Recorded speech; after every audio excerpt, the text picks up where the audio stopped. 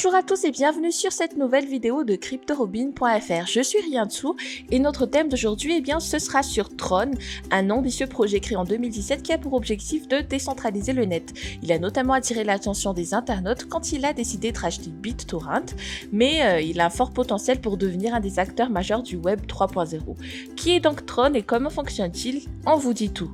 Mais avant de commencer, comme d'habitude, j'aimerais vous inviter à nous suivre sur Facebook, Twitter et Telegram pour rester à jour sur tout ce qui bouge dans le domaine crypto. Et si vous débutez tout juste dans ce large univers, laissez-vous guider par notre autre chaîne Cryptomatique. Vous trouverez tous les liens nécessaires dans la description de cette vidéo. Donc déjà, qu'est-ce que Tron? Alors Tron, c'est une plateforme de partage de contenu pour les divertissements qui fonctionne avec les contrats intelligents et qui utilise la technologie de la blockchain. Il ressemble à la prochaine génération de réseau social qui permet aux internautes de créer des contenus afin de les mettre à la disposition n'importe qui dans le monde. Et les développeurs peuvent aussi créer leur propre média social décentralisé à partir de la blockchain de Tron. Il est même possible de lancer des applications décentralisées ou d'apps dans la plateforme à partir des langages de programmation comme JavaScript ou Python. Le jeton Tronix ou TRX est le moyen de paiement au sein de la blockchain qui permet aux créateurs de dégager un revenu conséquent. Ce mode de fonctionnement contraste beaucoup avec celui des réseaux sociaux traditionnels comme Facebook, puisque la plateforme décentralisée est aussi une technologie de stockage qui permet aux créateurs de contenu de contourner les intermédiaires comme Apple Store ou Google Play Store. Donc ce mode de distribution permet d'obtenir directement des fonds venant des utilisateurs. Comment est-ce qu'il fonctionne? Alors, Tron a été conçu en se basant sur le modèle du système de Google Protobuf ou protocole Buffers. Il s'agit d'une méthode de sérialisation des données destinée à aider les plateformes à communiquer rapidement et efficacement entre elles. Et la blockchain de Tron est bâtie pour faciliter l'intégration et la communication grâce à une multitude de langages de programmation. Tron est structuré comme un système divisé en 3 couches optimisées qui se composent de couches principales, de couches de stockage et de couches d'application. Les 3 couches sont destinées à servir des fonctions particulières que nous allons expliquer tout de suite.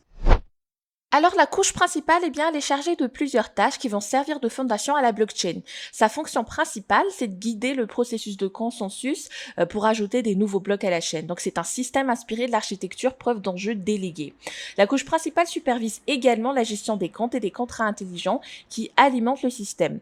Le langage de programmation de l'écosystème de Tron est Solidity, qui est celui d'Ethereum, et cela favorise la compatibilité avec l'Ether, mais permet aussi de bénéficier de la simplicité et de l'efficacité de la création des applications décentralisées. La deuxième couche, qui est la couche de stockage, elle a été optimisée pour permettre, comme son nom l'indique très bien, le stockage de données plus complexe au sein de l'architecture évolutive de la blockchain de Tron. Elle fournit une bonne stabilité en plus de la sécurité. Et finalement, on a la couche d'application qui sert à aider les ingénieurs de logiciels dans l'interaction avec l'écosystème de Tron. La blockchain possède son propre système de contrats intelligents et représente un potentiel énorme pour supporter les nouvelles applications créées au sein de la plateforme. Le système Protobuf améliore aussi l'efficacité du protocole et sa capacité à bâtir de nouvelles applications. Comme je l'ai déjà mentionné précédemment, Tron s'appuie sur le mécanisme de consensus preuve d'enjeu délégué pour sécuriser sa blockchain. Donc des POS ressemblent à l'algorithme POS ou preuve d'enjeu en permettant aux utilisateurs de gagner un revenu passif en stockant leurs fonds dans le portefeuille du protocole. Contrairement au système POS, celui du DPoS choisit uniquement les nœuds qui peuvent approuver les transactions. Dans l'écosystème de Tron, la communauté sélectionne 27 super représentants toutes les 6 heures pour exécuter cette tâche importante. Les représentants sont sélectionnés par la communauté parmi les utilisateurs qui stockent leur TRX et la totalité du processus est dirigée par une DAO. Maintenant, parlons de la machine virtuelle de Tron, ou TVM, qui est un fork de la machine virtuelle de l'Ethereum, EVM. Comme cette dernière, elle est chargée d'exécuter les contrats intelligents comme l'EVM, et les ressources sont représentées par l'énergie, et les points de bande passante sont distribués équitablement aux détenteurs du jeton TRX. Sur l'Ethereum, chaque transaction est facturée par des frais de gaz, et il existe un maximum de quotas qui peut être dépensé à chaque bloc. Sur la TVM de Tron, chaque opération dépense de l'énergie et des points de bande passante. Un compte doit acheter de l'énergie tout en étant doté de 5000 points de bande passante par jour. En instaurant donc les transactions sur un système de comptabilisation basé sur les comptes au lieu du modèle global cumulatif, Tron réduit les risques d'attaque via la méthode DPoS. Pour information, Tron 4.0 a été lancé en juillet 2020 et la mise à jour de la blockchain a introduit le protocole de protection de la vie privée appelé TRANDS. Celui-ci a été fourni par ZK Snarks, qui est un système de preuve cryptographique fournissant ce qu'on appelle le Shielded Transaction ou transaction blindée en français. Donc une Shielded Transaction fournit une confirmation de l'opération sans partager les données confidentielles et privées. La plateforme facture entre 4 et 600 fois plus que Tron pour exécuter les Shielded Transactions. Comme déjà annoncé dans l'introduction, en 2018, Tron a racheté le plus grand site de partage de données peer-to-peer, BitTorrent. Les plateformes comme BitTorrent ont été les premières formes de réseaux décentralisés à voir le jour. Ils ont bâti la fondation de la technologie de la blockchain plusieurs années à l'avance. Tron pourra donc bénéficier d'une plateforme qui possède environ 100 millions d'utilisateurs. Ces derniers seront des utilisateurs potentiels du TRX dans le futur. Et quelques mois après l'acquisition, le PDG, Justin Sun, a présenté le projet Atlas, qui envisage de connecter Tron avec BitTorrent. La plateforme peer-to-peer va intégrer l'économie des crypto-monnaies en se servant du TRX en tant que mode de paiement. Les utilisateurs qui uploadent donc des données recevront des TRX, tandis que les internautes qui téléchargent les contenus ont la possibilité de payer pour accélérer le transfert. Cependant, les utilisateurs ne seront pas obligés de passer par cette option, car le modèle est optionnel. Le jeton TRX maintenant, ou Tronix, il permet de rémunérer les créateurs de contenu dans le monde en échange de la propriété de leur œuvre ou acheter de la bande passante. Il a réussi à lever 60 millions de dollars durant son ICO en 2017. La réserve totale de TRX a été fixée à un peu plus de 100 millions avec le nombre total de jetons en circulation qui est un peu plus de 71 millions.